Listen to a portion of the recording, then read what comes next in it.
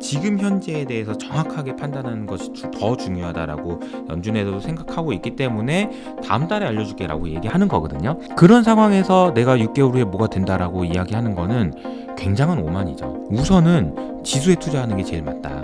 근데 그 얘기는 미국에 해당되는 얘기입니다. 우리나라는 그렇게 하면 안 돼요. 그러니까 우리나라 주식시장에 투자하시고 싶으면 개별 주식에 대한 깊은 이해가 있을 때까지는 안 하시는 게 좋다라고 저는 생각해요. 연준도 금리를 인하했고 최근에 이제 중국도 부양책을 쓰기 시작했는데 이것은 이제 돈이 풀리기 시작한다는 얘기잖아요. 이 G2 국가의 전망이 지금 현재 상황에서는 나쁘지 않다라고 보고 있어요.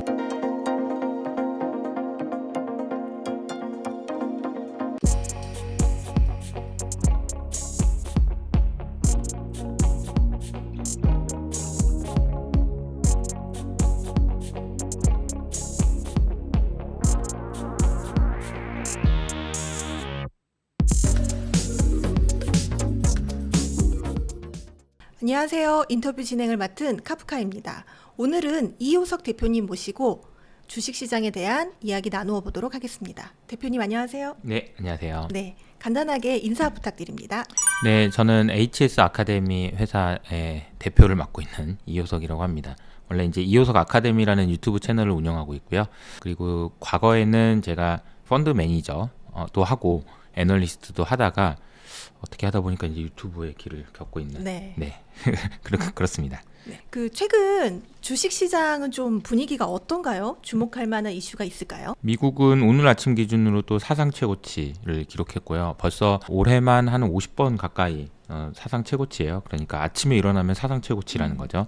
그 얘기는 무슨 얘기냐면 여전히 뭐 시장에서는 경기 침체 우려나 아니면 여러 가지 걱정들을 많이 하고 계시지만 미국은 굉장히 안정적으로 움직이고 있다. 에너지가 정말 세다. 이렇게 보실 수 있는 것 같고요.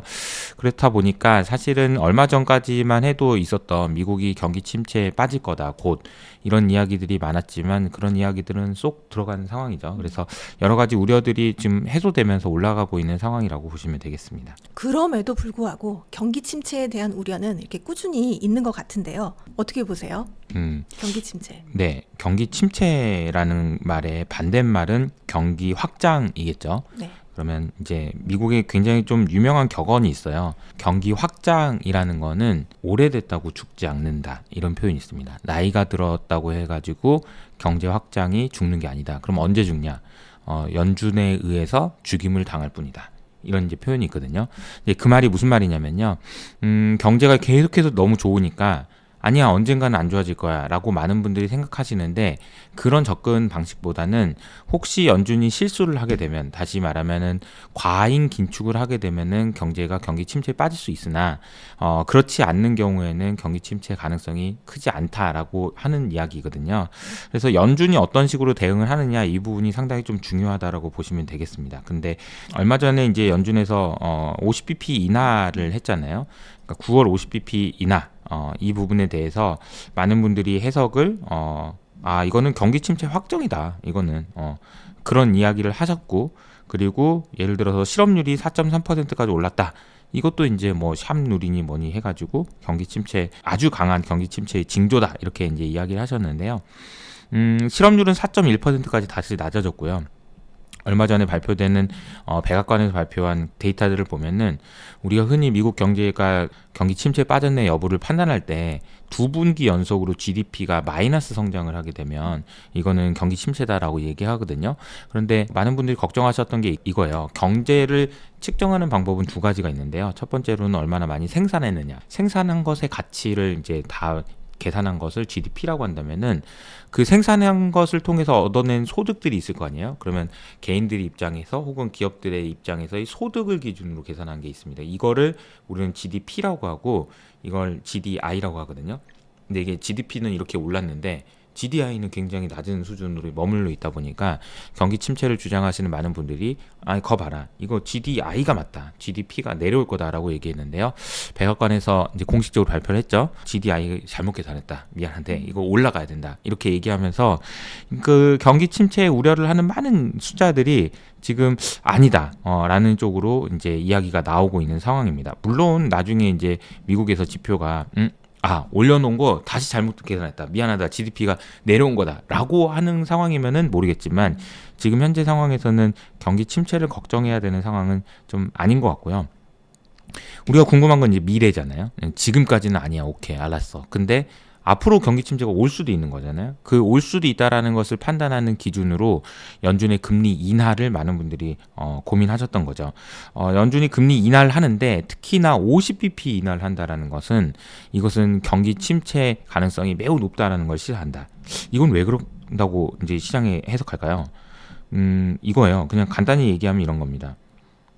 얼마나 늦었으면 그렇게 우왕좌왕 허둥지둥 50bp나 인하하냐 이런 얘기입니다. 네. 그러니까 제가 이거를 비유로 설명드리면 어떨까 고민하다가 이런 비유를 좀 생각해냈는데 어떤 친구가 수능을 보는 거예요. 근데 이제 작년에 수능을 못 봤어요. 그래서 떨어졌어요. 재수를 하는 겁니다. 삼수를 해요. 근데 이 친구가 이제 공부를 하는 걸 보니까 공부를 뭐 이렇게 뭐 열심히 하는데 글쎄 열심히 충분히 한 건가 안 한 건가 잘 모르겠어요. 근데 이제 이 친구가 이제 마지막에 시험 보기 일주일 전부터 막 3시간도 안 자고 공부를 하는 겁니다. 자, 이제 그걸 보면 이제 옆에 있는 사람들이 생각을 하는 거죠. 와, 제가 진짜 얼마나 공부를 안 했으면 시험을 한 일주일 남겨놓고 3시간도 안 자고 공부를 하냐. 이렇게 생각을 하는 거죠. 그 생각이 맞나요? 어떻게 보면 또 맞을 수도 있죠, 일면. 그렇죠. 그러니까 이제 공부를 얼마나 안 했으면 그렇게 마지막까지 잠도 안 자면서 공부를 하냐. 그러니 공부를 안 했으니 시험이 떨어질 거다라는 이제 추정인 겁니다. 방금 얘기했던 50bp 인하도 마찬가지예요. 경제가 안 좋아지고 있는데 얼마나 안 좋아지고 급하면 50bp나 인하하냐 이런 이야기인 거거든요. 사실 근데 반대로 생각할 수도 있는 거예요. 이 친구가 그동안에 마지막에 이제 스퍼트를 하기 위해서 평소에 운동을 진짜 열심히 하고 그래서 뭐 3시간만 자도 뭐 충분히 체력을 유지할 수 있는 몸 상태가 됐다고 합시다. 그럼 3시간만 잤다는 것 자체가 시험에 떨어진다라는 보장은 없는 거죠. 그러니까 이거는 이제 연준 의원들이 예를 들어서 이번에 50bp 인하를 할 수 있었던 배경이 뭡니까? 라는 질문에 대해서 이렇게 대답을 했거든요. 경기 침체 가능성도 있지만 우리가 물가가 올라갈 리스크가 많이 떨어졌기 때문에 50bp를 인하해도 된다고 생각했다. 이런 이야기였어요. 그러니까 물가가 만약에 연준이 금리를 내렸는데 물가가 다시 올라가. 그럼 이제 큰일 나는 거잖아요. 그러니까 그렇게 하지 않기 위해서 조심조심 해야 된다라는 의견이 있는 반면에 이거는 50bp 인하해도 물가 못 올라라고 생각한다면 50bp를 인하를 해도 되는 거죠. 그러니까 이제 이런 관점의 차이가 있기 때문에 50bp 인하했기 때문에 과거에 늘 경기 침체가 왔고 그러니까 이번에도 경기 침체다. 이 얘기는 논리가 약간 좀 구멍이 있다는 거예요. 그래서 우리가 봐야 되는 거는 결국은 경기 침체가 올 것인지 안 올 것인지에 대해서 당장 미래는 알 수 없어요. 그래서 우리가 계속해서 체크하면서 가야 된다라는 이야기인데요. 이거는 어떻게 보면 좀 답답하신 얘기일 수도 있어요. 그리고 유튜브 채널에 이제 썸네일에 6개월 후에 경기 침체 옵니다. 이게 조회수가 많이 나올 거야? 아니면 그때 가봐야 합니다. 이게 많이 나올 거야? 당연히 6개월 후에 확정적으로 얘기하는 게 낫겠죠. 네, 근데 폭발적 조회수가 그런 나오죠. 이야기는 사실은 투자에 전혀 도움이 안 된다. 이렇게 생각을 합니다. 그래서 제가 봤을 때는 계속해서 모니터링 해야 된다. 그래서 연준에서 이야기하는 것들 중에서도 굉장히 중요한 게요. 연준에서 파월한테 질문을 하면 파월이 계속 이렇게 얘기하잖아요. 다음 달에 데이터 보고 알려줄게. 이렇게 얘기하잖아요. 그럼 그 얘기 들으면 사람들이 좀 짜증나죠. 아니 알려줘야지. 근데 연준조차도 지금은 매달 데이터를 확인하면서 가겠다는 얘기거든요. 그걸 우리가 이제 전문 용어로는 이렇게 얘기해요. 우리가 예측한다라는 거, 6개월 있다 경기 침체 옵니다라는 예측은 forecast라고 얘기합니다. 예측인 거죠. 근데 이제 미국 연준에서 이제 최근에 이야기하고 있는 것은 nowcast예요. 그러니까 미래를 예상하겠다는 게 아니에요. 그거는 나의 영역이 아니다라고 내려놓는 거죠. 지금 현재에 대해서 정확하게 판단하는 것이 더 중요하다라고 연준에서도 생각하고 있기 때문에 다음 달에 알려줄게라고 얘기하는 거거든요. 그런 상황에서 내가 6개월 후에 뭐가 된다라고 이야기하는 거는 굉장한 오만이죠.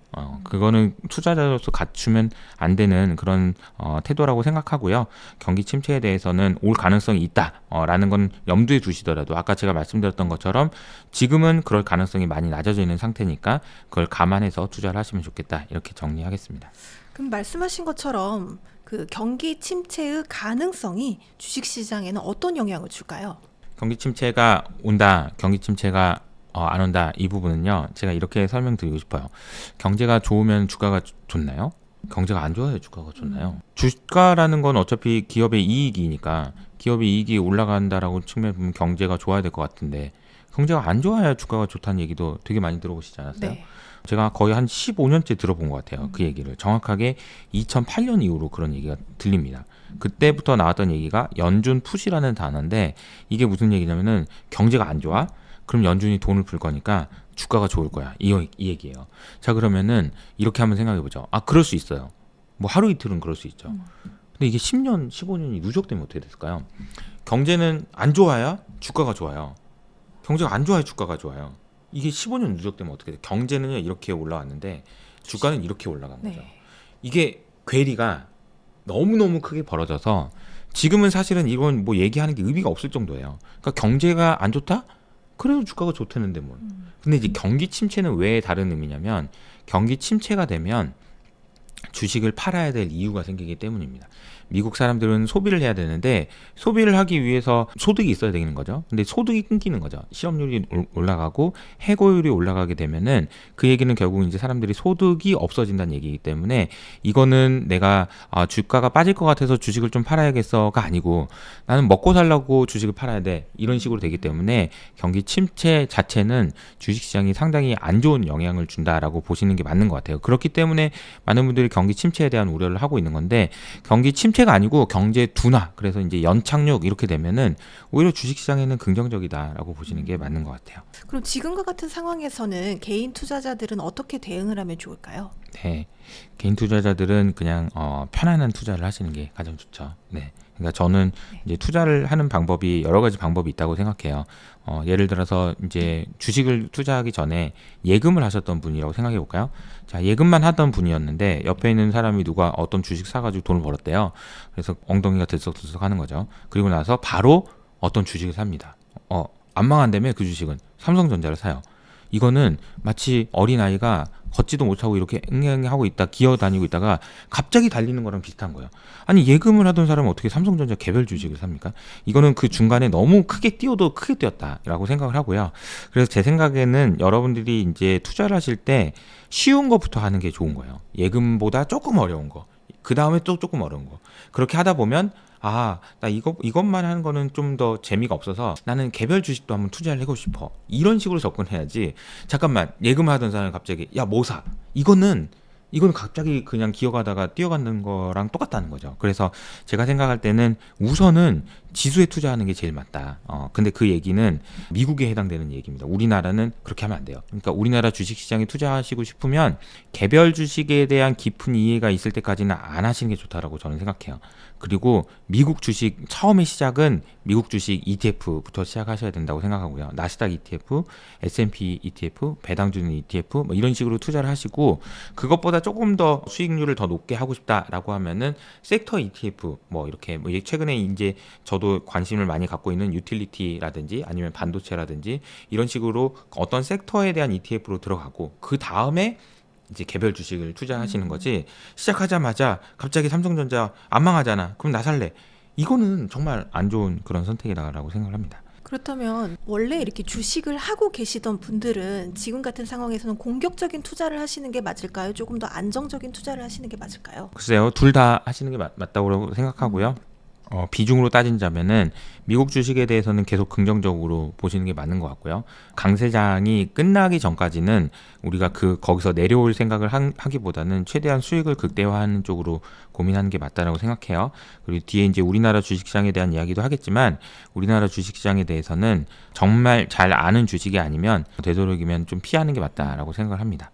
올 하반기에서 내년 이렇게 주식시장 어떻게 전망하시나요? 저는 여전히 계속 긍정적으로 보고 있고요. 특히나 이제 미국 시장 같은 경우에는 긍정적으로 보고 있고 지역마다 좀 많이 다를 것 같아요. 미국 시장 그리고 중국 시장을 좀 긍정적으로 보고 있습니다. 그러니까 소위 말하는 G2 국가인 거잖아요. 이 G2 국가의 전망이 지금 현재 상황에서는 나쁘지 않다라고 보고 있어요. 그래서 연준도 금리를 인하했고 최근에 이제 중국도 부양책을 쓰기 시작했는데 이것은 이제 돈이 풀리기 시작한다는 얘기잖아요. 이게 돈이 풀리기 시작하면은 가장 핵심 자산 위주로 주식이 많이 올라가는 경향이 있습니다. 그래서 그게 이제 저는 미국과 중국이라고 생각하기 때문에 특히 이제 미국은 주식 비중에서는 저는 꽤 많은 비중을 뭐 50% 이상의 비중을 미국에 가져가야 된다라고 생각하고요.